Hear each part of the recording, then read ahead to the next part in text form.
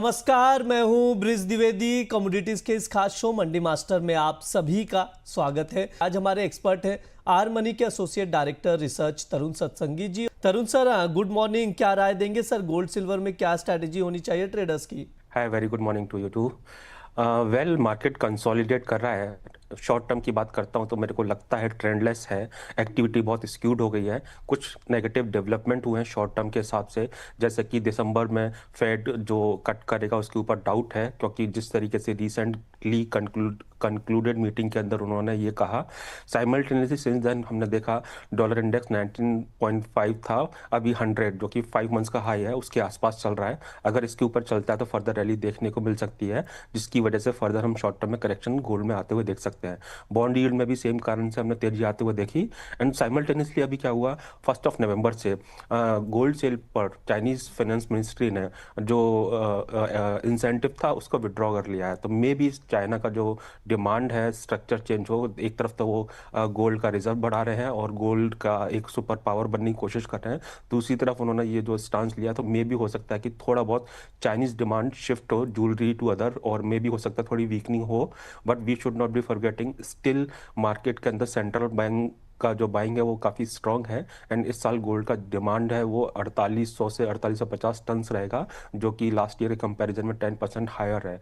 तो short term में देखता हूँ तो मुझे लगता है टेक्निकली 4060 के ऊपर जब तक गोल्ड के प्राइस नहीं जाएंगे वन साइडेड रैली नहीं आएगी। साइमल्टेनियसली करेक्शन के बाद में 3880 का जो कॉमेक्स स्पॉट में एक अच्छा लो बना के रिकवरी दिया, वो बेस बन चुका है। उसके नीचे नहीं जाएंगे तब तक मार्केट के अंदर गिरावट नहीं आएगी। आई थिंक 3900 नियर बाई मिलता है तो बाय करके चला जा सकता है 3880 के नीचे के स्टॉप लॉस के साथ। साइमल्टेनियसली 4040 के आसपास मिलता है तो शॉर्ट भी किया जा सकता है for short term trading point of view से 4060 के ऊपर के स्टॉप लॉस के साथ। आई थिंक दायरे का कारोबार है, बोथ साइड प्ले करना बेटर रहेगा। शॉर्ट टर्म के लिए इन्वेस्टर को वेट करना चाहिए to have a clarity. Investors को वेट करना चाहिए क्लैरिटी के लिए, लेकिन शॉर्ट टर्म जो व्यू है यहाँ पर बाय ऑन डिप की स्ट्रैटेजी बनाकर चल सकते हैं, यानी प्राइसेस डाउन साइड है, करेक्टिव फेज में थोड़ा सा नजर आएगा। सर, करेक्शन कितने % का देख रहे हैं approx? I am not bearish on gold at all. Short term correction लग रहा है, लेकिन मैंने जैसे बोला 3880 से 4060 का रेंज है, इस रेंज में चल रहा है। अभी 4000 के आसपास प्राइस चल रहे हैं, तो आई थिंक अगर 4040 मिलता है तो वहां से अगर शॉर्ट करेंगे तो $140 के आसपास का करेक्शन मिल सकता है। बट अगेन मैं ये कहना चाहूंगा 3880 के नीचे अगर प्राइस नहीं स्लिप करते हैं, सस्टेन नहीं करते हैं, फर्दर गिरावट नहीं आनी है। थोड़ा सा माहौल चेंज हो रहा है फंडामेंटल साइड पर, तो we need to see exactly market कैसा रिएक्ट करता है। बट अभी तक इतनी नेगेटिव न्यूज़ आने के बावजूद भी जो हमने देखा 3880 का लो मारा था कपल ऑफ डेज बैक, उसको होल्ड कर रहा है, सस्टेन कर रहा है, which is a positive sign. तो मैं कहूँगा कि गिरावट दायरे में आएगी। लंबी तेजी या मंदी अभी जब तक ये रेंज ब्रेक नहीं होती है तब तक क्लियर नहीं रहेगी। रेंज ब्रेक के बाद में ही क्लैरिटी होगी। 3880 के नीचे गया तो may be it will poised for a further correction, और अगर नहीं गया तो 4060 अगर ब्रेक किया तो फिर ये है कि जो मेजर बुल रन है वो रिज्यूम कर जाएगा। जी बिल्कुल, जो लेवल्स बताए जा रहे हैं उन पर आप लोग नजर बनाकर चल सकते हैं। तरुण सर, मैं आपके पास आना चाहूंगा, सिल्वर में क्या कुछ रेंज निकल कर आ रहा है, क्या राय रखते हैं सर सिल्वर को लेकर? लाइक गोल्ड, सिल्वर भी साइडवेज है और आई थिंक रेंज में एक्टिविटी रहेगा। 1,50,000 इंडियन मार्केट में हार्ड नॉट टू क्रैक हो गया, जिसको प्राइस ब्रेक नहीं कर पा रहे हैं। सेम टाइम हमने देखा $49.50 क्रिटिकल रेजिस्टेंस बन चुका है कॉमेक्स के अंदर। These are the levels to watch for. इनके ऊपर प्राइस चलेंगे तब इसके अंदर फर्दर रैली देखने को मिलेगी। दो हमने लो से काफ़ी रिकवरी होते हुए देखा है। शॉर्ट टर्म रेंज की बात करता हूँ, डोमेस्टिक मार्केट में रहेगी 1,45,000 से 1,50,000। लोअर रेंजेस पे बाय और हायर रेंजेस पे शॉर्ट किया जा सकता है जब तक इस रेंज में प्राइस रहेंगे।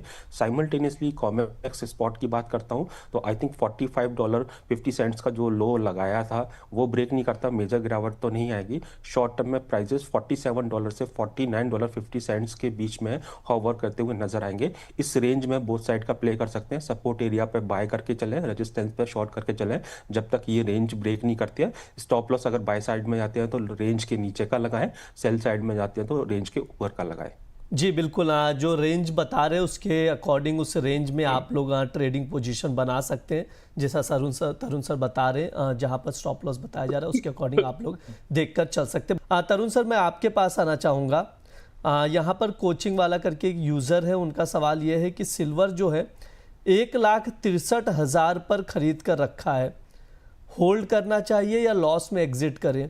मेरे को ये क्लैरिटी नहीं है इन्होंने शॉर्ट टर्म पोजीशन लिया या इन्वेस्टमेंट पर्पज से लिया। अगर इन्वेस्टमेंट पर्पज से लिया है तो मैं सलाह दूंगा 1,40,000 के नीचे का स्टॉप लॉस मेंटेन कर सकते हैं, क्योंकि फर्दर गिरावट तभी आएगा सिल्वर में जब 1,40,000 के नीचे डोमेस्टिक बोर्सेस में जाएगा। तो इन सच केस में मानता हूँ कि 10-15 हज़ार 20 हज़ार का गिरावट आएगा, लेकिन ट्रेंड लॉन्ग टर्म का जो तेजी का है वो चेंज नहीं हुआ है। We should not be forgetting silver market पिछले 3 से 4 साल में डेफिसिट में है, सप्लाई डिमांड से कम है और लाइकली टू रिमेन डेफिसिट, क्योंकि अभी सोलर पैनल में, इलेक्ट्रिक व्हीकल्स में और 5G में जिस तरीके से यूजेस बढ़ रहे हैं, तो कहीं ना कहीं वो रॉबर्ट स्टोरी बता रहा है। बेस मेटल्स का आउटलुक काफी पॉजिटिव लगता है, that is also supportive factor for long term upside in the silver. तो मुझे लगता है कि it's more reacting on negative side because of the weakness in the gold prices, but मुझे फिर भी लगता है अगर इन्वेस्टमेंट का इनका इरादा है तो आई थिंक ये होल्ड कर सकते हैं। शॉर्ट टर्म ट्रेड लिया है तो 1,40,000 के नीचे का स्टॉप लॉस मेंटेन कर सकते हैं। जी बिल्कुल, शॉर्ट टर्म अगर ट्रेड लिया है तो स्टॉप लॉस लगाकर आप थोड़ा सा वेट करके चल सकते हैं। तरुण सर, मैं आपके पास आना चाहूँगा। मोहित गुप्ता जी का सवाल आ रहा है, 1 लाख रुपए उनको सिल्वर में इन्वेस्ट करना है, क्या सही समय है इन्वेस्ट करने का या थोड़ा वेट करने की सजेशन देंगे? आई थिंक 1,45,000 से 1,40,000 के आसपास आता है, तो वहाँ पर हाफ क्वांटिटी बाय की जा सकती है। इन्वेस्टमेंट के हिसाब से कीजिएगा, नॉट इन डेरिवेटिव, फिजिकल या ETF के थ्रू कीजिएगा, क्योंकि अमाउंट बहुत छोटा है, जिससे क्या है कि आपका फंड का जो प्रोटेक्शन है वो बहुत ज़रूरी है और वो प्रोटेक्टेड रहेगा। एंड दूसरा, अगर वर्स्ट केस सिनारियो अगर लगता है सिल्वर में आया भी तो 1,20,000 आएगा, वहाँ पर आप फिर से री ऐड कर सकते हैं position and hold for a long term. आपको पैसा रिटर्न अच्छा मिलेगा इसके अंदर। जी बिल्कुल, जिस तरह से सर राय दे रहे हैं उसके अकॉर्डिंग आप लोग देखकर चल सकते हैं। तरुण सर, मैं आपके पास आना चाहूँगा। ज्योति जी का सवाल है, गोल्ड ETF में इन्वेस्ट करना है, पूछ रहे प्राइजेस और डाउन साइड आने का वेट करें या ETFs में अभी भी बाइंग की जा सकती है? जी, मैं इनको ये सलाह दूंगा ट्रांच में करें, लाइक 2 या 4 बार में करें। कुछ क्वांटिटी अभी कर सकते हैं, कुछ क्वांटिटी फर्दर करेक्शन पे कर सकते हैं। और लेट्स से फॉर एग्जांपल अभी अगर बाय करते हैं तो 5-7% का करेक्शन आता है, फिर से ऐड कर सकते हैं, फिर फर्दर 5 to 10% का करेक्शन आता है, फिर से ऐड कर सकते हैं। 4 ट्रांच में आप बाय कीजिए और ETF अच्छा इंस्ट्रूमेंट है छोटे इन्वेस्टर के लिए स्पेसिफिकली। और मैं कहूँगा कि लॉन्ग टर्म में आप किसी भी रेंज पे बाय कीजिए, हर प्राइस अच्छे होते हैं। तो अल्टीमेटली स्टिल देखिए, थीम चेंज नहीं हुआ है, ओवर रैली हो चुकी थी तो कहीं ना कहीं मार्केट मीन बना रहा है, बेस बना रहा है, reverting back to the mean. So ultimately long term के हिसाब से अभी भी प्राइस अच्छे हैं आप, लेकिन एक साथ ना बाय करके कुछ क्वांटिटी अभी कीजिए। जी बिल्कुल, कुछ क्वांटिटी में बाय करके चल सकते हैं। अब थोड़ा एनर्जी मार्केट की ओर भी रुक कर लेते हैं। सबसे पहले क्रूड पर बातचीत करेंगे। MCX पर क्रूड आज फ्लैट खुला है, कीमतें स्थिर है। तरुण सर, क्या व्यू देंगे क्रूड ऑयल को लेकर? क्या स्ट्रैटेजी होनी चाहिए? ट्रेडर्स को क्या सजेशन देंगे आज के लिए? लास्ट 3 से 4 डेज के अंदर हमने देखा है WTI ऑयल के प्राइसेस इंटरनेशनल मार्केट में $59.50 से $63 के बीच में मूव कर रहे हैं।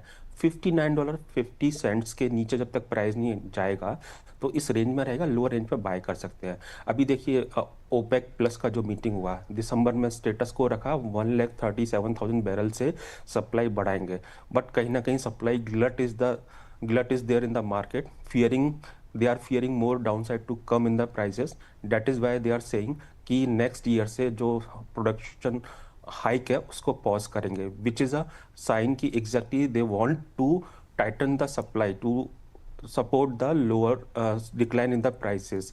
बट मैं ये कहूँगा $59.50 अगर कटता है तो दोबारा $55-56 प्राइस आ जाएंगे, और अगर ऊपर की तरफ 63 कटता है तो 65-66। इससे ज़्यादा बड़ा मार्केट है नहीं।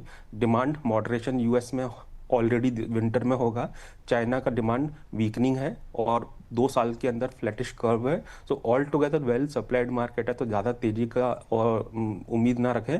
तेजी आएगा भी तो वो सस्टेन नहीं करेगा। जी, तेजी आएगा भी तो सस्टेन नहीं किया। सर, क्या कुछ रेंज रहेगा? जैसे मैंने अभी बताया $59.50 से $63 के बीच में प्राइस रहेंगे in the short term. Okay sir, हम नेचुरल गैस पर भी व्यू ले लेते हैं। तरुण सर, मैं आपके पास आऊँगा। 377 के करीब ट्रेड कर रहा है, काफ़ी ज़्यादा वोलेटिलिटी भी हमने देखी। सर, क्या सजेशन देंगे? नेचुरल गैस में क्या करना चाहिए ट्रेडर्स को? देखिए, यहाँ पे मैं 2 तरीके से समझाना चाहूँगा। पहले फंडामेंटल साइड पर जाते हैं। नवंबर के अंदर जो वेदर फॉरकास्ट और अभी वीकली जो आया था US का weather, that is likely to remain cooler than the normal, जिसकी वजह से प्राइस शॉर्ट अप हुए। इवन 3.5% यस्टरडे भी हमने रैली आते हुए देखा, and last couple of 3-4 days के अंदर स्टेलर रैली आया है।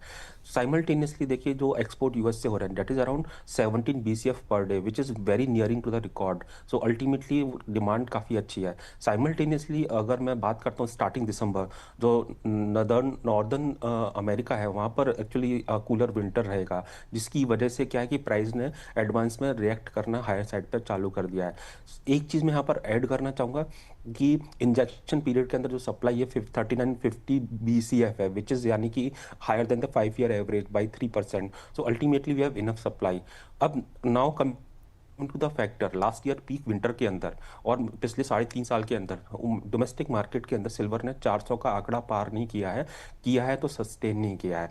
अभी अगर इतने पॉजिटिव फंडामेंटल्स हैं तो let's wait for natural gas to sustain above 400 rupees. 410 का लास्ट ईयर विंटर में हाई लगाया था, 410 के ऊपर चलता है, बेस बनाता है, तो हो सकता है कि इसके अंदर 450-500 के प्राइस आते हुए देखें विंटर सेशन के अंदर। अगर 400 के ऊपर सस्टेन नहीं किया तो ये शॉर्ट टर्म में करेक्शन लेगा, 350-330 डाउन साइड पर दिखा देगा। सो मेक और ब्रेक लेवल है, लेकिन ट्रस्ट मी 400 के ऊपर अगर चला ही है, जो कि 3.5 साल से नहीं कर पाया, तो इसके अंदर एक अच्छा रैली आएगी। और कमोडिटी पर से excluding WTI crude oil bull run है, तो मे भी हो सकता है it will also participate. Tarun sir, किस बेस मेटल में पोजीशन बनानी चाहिए या ट्रेडिंग कॉल निकल कर आ रहा है, ट्रेडर्स के लिए क्या राय रखते हैं सर? कॉपर, निकल, जिंक, लेड, एल्युमिनियम तमाम बेस मेटल से सर कहाँ बेस्ट पिक बनेगी? सेगमेंट मेरे को काफ़ी पसंद है, क्योंकि हमने अच्छा स्टेलर रैली देखा है लास्ट 6 मंथ्स के अंदर। नेक्स्ट ईयर काफ़ी अच्छा लगता है complex as a whole. Copper मेरी पसंदीदा कमोडिटी है सेगमेंट के अंदर, लेकिन अभी फिलहाल वो साइडवेज हो चुका है। जिंक है जो मेरे को लगता है कि 300 का बेस बना चुका है, और जिंक के पीछे रीज़न भी है। अभी देखिए 11 मंथ के हाई पर LME पर चल रहा है, अराउंड $3,100 पर टन। साइमल्टेनियसली जो इन्वेंट्री अगर मैं देखता हूँ तो around that is around 35,000 ton only as of now, जो कि साल के स्टार्टिंग में था 2,30,500 टन्स, जो कि एक दिन का वर्ल्ड के कंजम्पशन से भी कम है। जिसके कारण से हमने देखा है LME कैश टू 3 मंथ का जो स्प्रेड है 1997 के बाद में हाईएस्ट है। साइमल्टेनियसली देखिए जो international lead and zinc study group है, उन्होंने अभी जो आंकड़े निकाले हैं उसके हिसाब से दे आर एक्सपेक्टिंग 2% का हमारा प्रोडक्शन कम रहेगा, despite 6.3% rise in the mind production. और साइमल्टेनियसली जो प्रोडक्शन कम हुआ है वो कजाकिस्तान और जापान से हुआ है, वहाँ पर स्मेल्टिंग जो एक्टिविटीज़ है उनको कर्व किया गया है, और जिसकी वजह से क्या है कि हमने देखा कि प्रोडक्शन 2% इस साल कम रहने की संभावना है। ऑल टुगेदर 300 के ऊपर सस्टेन नहीं कर रहा था, now it is sustaining above 300। 300-301 का अगर प्राइस मिलता है on account of any correction, buy कर सकते हैं पोजिशनली 295 के स्टॉप लॉस के साथ में। 312 मेरा शॉर्ट टर्म का टारगेट रहेगा, लॉन्ग टर्म टारगेट मेरा 330 का रहेगा इसके अंदर। जी बिल्कुल, शॉर्ट टर्म लॉन्ग टर्म दोनों टारगेट दिए जा रहे हैं। जिंक पर आप लोग नजर बनाकर चल सकते हैं। तरुण सर, आपकी ओर से डिस्क्लेमर। जो हमने आउटलुक शेयर किया ये हमारा हाउस व्यू है, इसके बेसिस पे हमने अपने क्लाइंट को सजेस्ट किया हो सकता है। पर्सनल कैपेसिटी में मेरा और ना ही हमारे ग्रुप का कोई पोजीशन है इन कमोडिटीज़ के अंदर। हाँ, फिजिकल में मेरा गोल्ड और सिल्वर में बाइंग पोजीशन है।